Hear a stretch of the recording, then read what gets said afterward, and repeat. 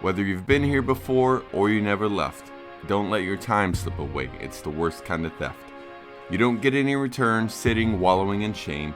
It's time to put in work, bringing greatness to your name. It takes focus and dedication. We're not talking about luck. We gotta keep moving forward. Welcome to Coming Unstuck.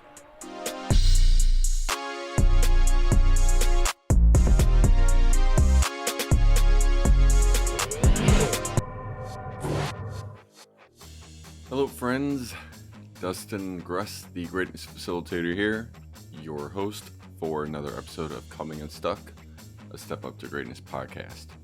And this is part 2 of our self-reflection questions.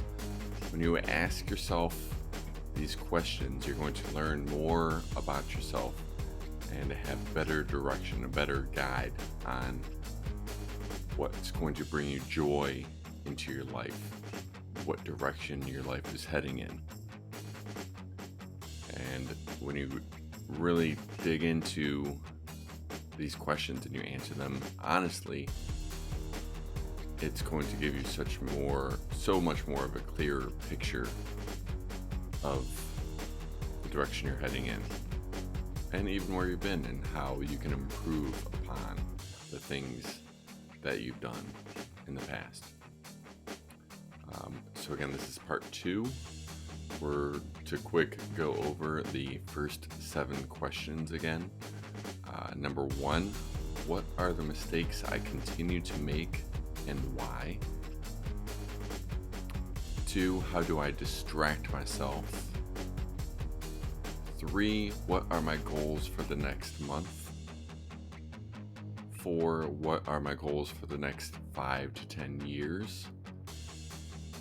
5, what do I like about my life? 6, what do I dislike about my life? And remember not to dwell on that one, just by recognizing the things that you don't like about your life gives you an idea of what you can change, what you need to change. And 7, what would I do if I weren't afraid? Again, if you're just joining us for the second half of these self-reflection questions, I encourage you to go back and listen to the previous episode to really get more in-depth on those questions, and there's kind of like follow-up questions for each one. So again, what are mistakes I continue to make and why? How do I distract myself? What are my goals for the next month? What are my goals for the next 5 to 10 years? What do I like about my life? What do I dislike about my life? And what would I do if I weren't afraid? And that's going to take us into the second half of the questions. And number 8 is, what are the common characteristics of the people in my inner circle, the people I surround myself with? What are the things that they have in common?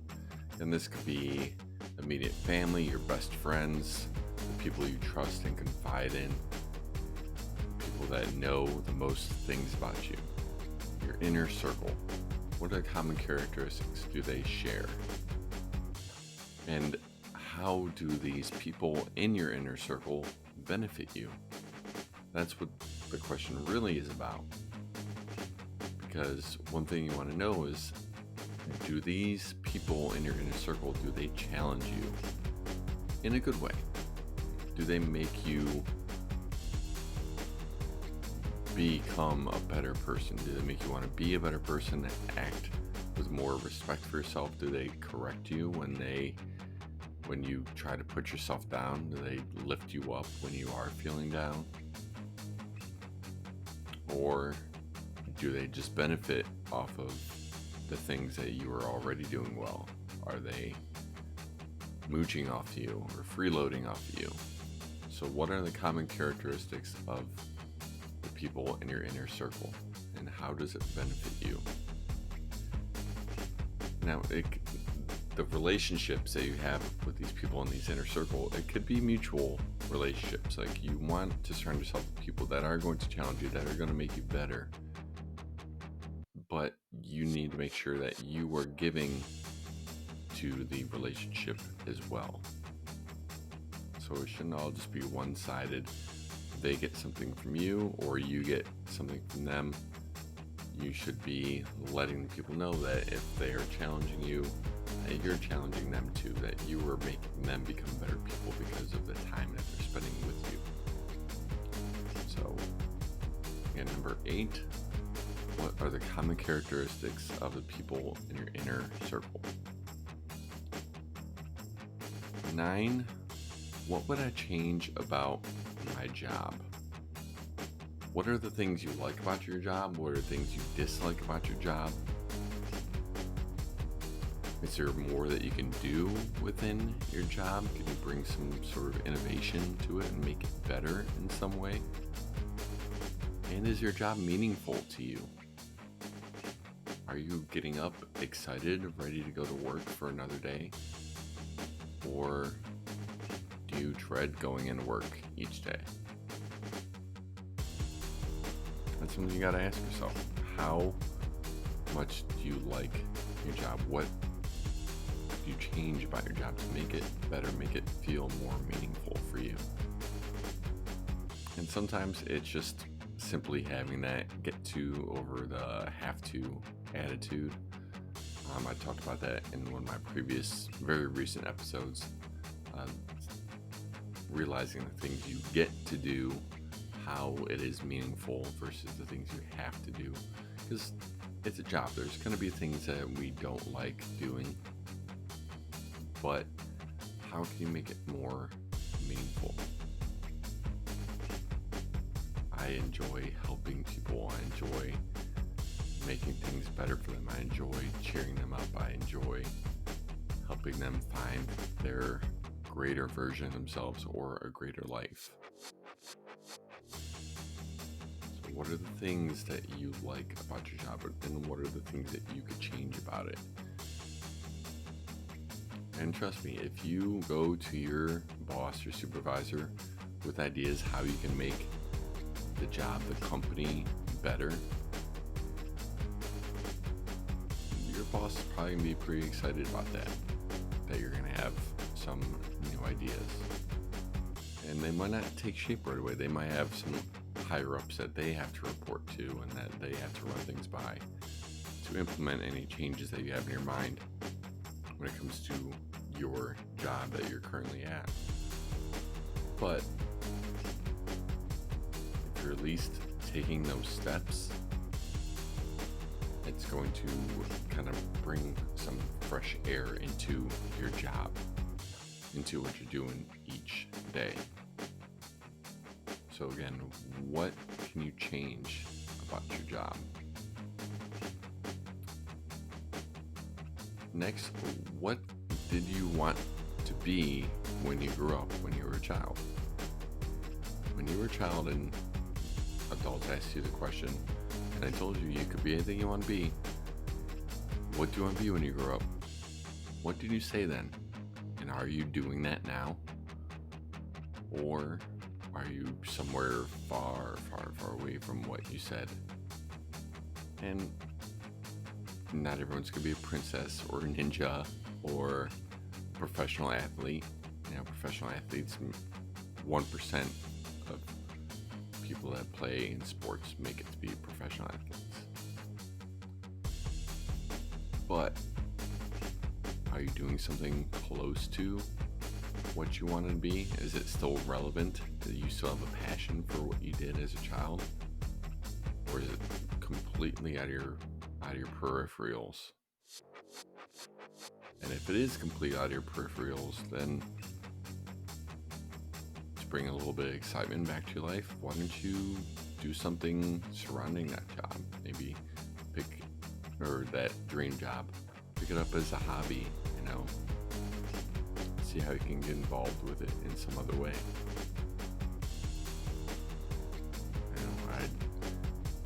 I wanted to be a professional basketball player growing up, and I was once told I could possibly be 6'7", and I stopped at about 6'2".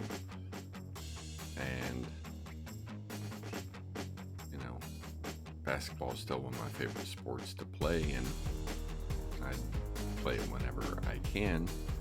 And softball is okay, it's not baseball, but playing softball is fun. So whenever I can get involved in those kind of things, it brings back that joy, that competitive spirit within me.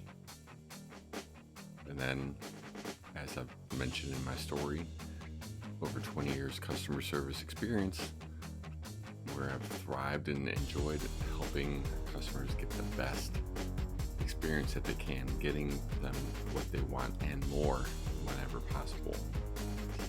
It's helped lead me to where I am as a life coach and trainer, the greatness facilitator.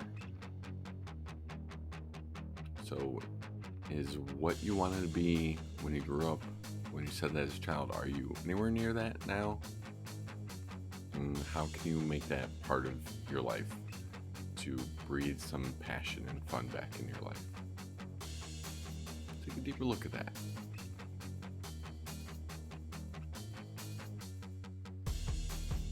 Next question. What activity or subject that you love makes you lose track of time when you're doing it? Earlier we talked about what are some things that make you waste time, that you lose track of time. Like, what is one thing that you do that you're having so much fun doing it that you lose track of time? And how can you incorporate more of that, bring more of that passion and fun back into your life? How can you schedule more of that into your weekly life? That's something to take a look at, because we gotta have fun. We gotta make sure we're doing things that fill our battery, fill us with joy, fill us with happiness and excitement. So what's the thing that makes you lose track of time because you're having so much fun? How can you do more of that? Figure out how to do that. I encourage you.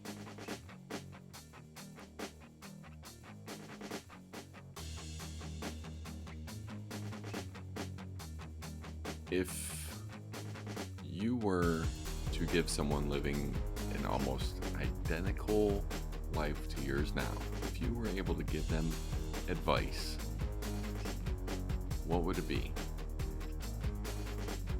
Basically, if you were to give yourself advice, what would it be based on where you are at right now? And the reason I phrased it the way I did the first time, if you were talking to someone with an almost identical life to you, what advice would you give them? It's because sometimes we are terrible at taking on advice. There's a saying, do what I say, not as I do. Why can't we do the things we say we're going to do? So how can you take more of your advice? What advice would you give yourself, and how would you implement it? And remember, it doesn't have to be huge gestures, some huge action you have to take. Just start taking small steps towards the things that you're giving yourself advice on. Okay, advice for yourself. Well, you need to lose weight, because at the rate you're going, you're not going to be healthy, you're not going to be happy, you're not going to be able to do the things, you're not going to be able to play with your kids, you're not going to be able to stay active and travel the world or do things. Well, it doesn't mean you have to go get weight loss surgery immediately. You can just start by going for a walk each day. How hard would it be to tell yourself to go for a walk and just do that? Go for a walk each day. Even if you just walk around your block, that's still something. So what advice would you give someone like yourself or yourself? And what are the very first steps you can do to take that?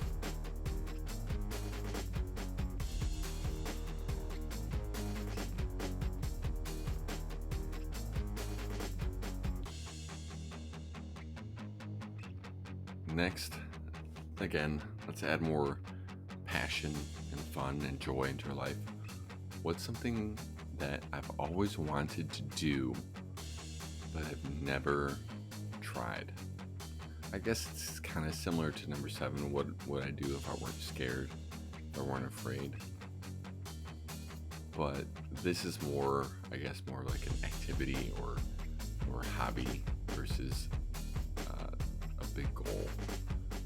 So what's something you've always wanted to try? Have you wanted to learn how to dance? To learn how to paddleboard? Learn how to surf?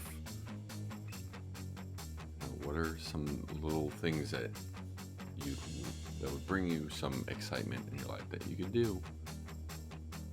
It's not a huge thing, but it'd be something different. And my wife, she took tap classes a long time ago, and she just recently found a tap dance studio that's literally around the corner from our house. Like, she's walked to the classes a couple times that she's gone so far, and I'm so excited for her to be experiencing that, having that joy and excitement for that. So what's something that you've always wanted to try but haven't done yet? Do it. Try it. Look online. Just Google search it. I'm sure you'll find leagues, classes. Go to the library. Whatever it may be. Try it. Be fun.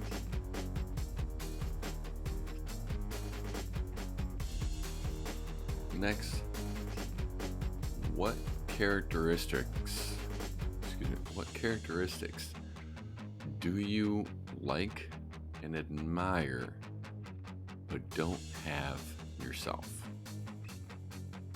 Who are some of the people that you look up to? It could be friends or family, teachers, people you've met, or it could be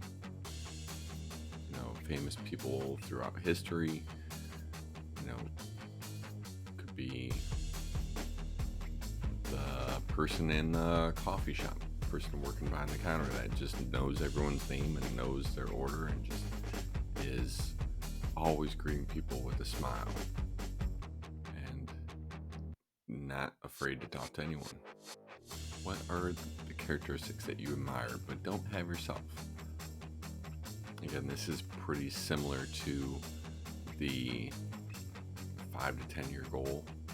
When you recognize what it is you want, what you admire and what you want for your life, you can start implementing that in small ways into your life and start thinking, okay, what would this person do?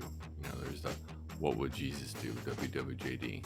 Start, instead of Jesus, put whatever letter, the first name of the person you want there instead.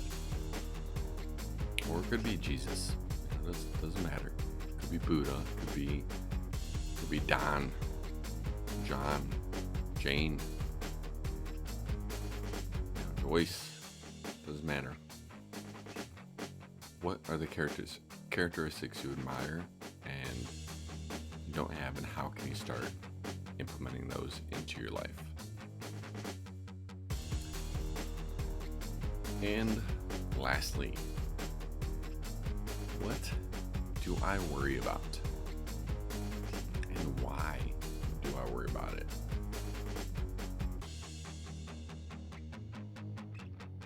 When you are worrying about something,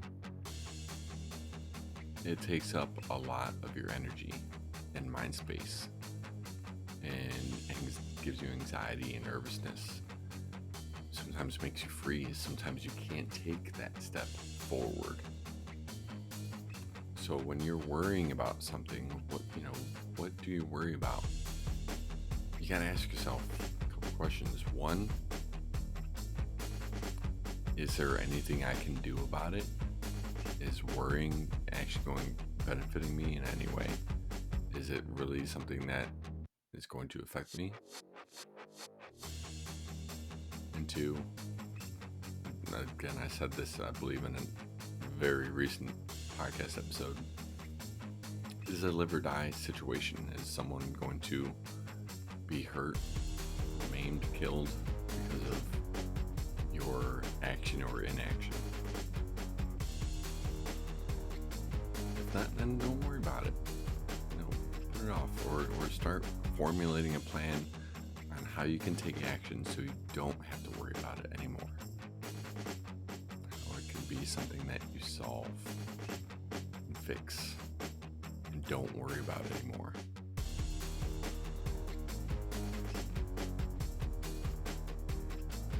So what do I worry about and why is it worth worrying about? What can I do to make myself stop worrying about it? Get advice from friends, family. See if they have ideas on if you should be worrying about it or how can you get over the worry.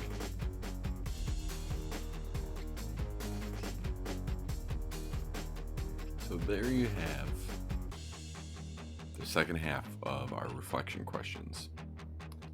And when you can take a closer look at your life and answer these questions, again, it's just going to help give you direction, give you focus.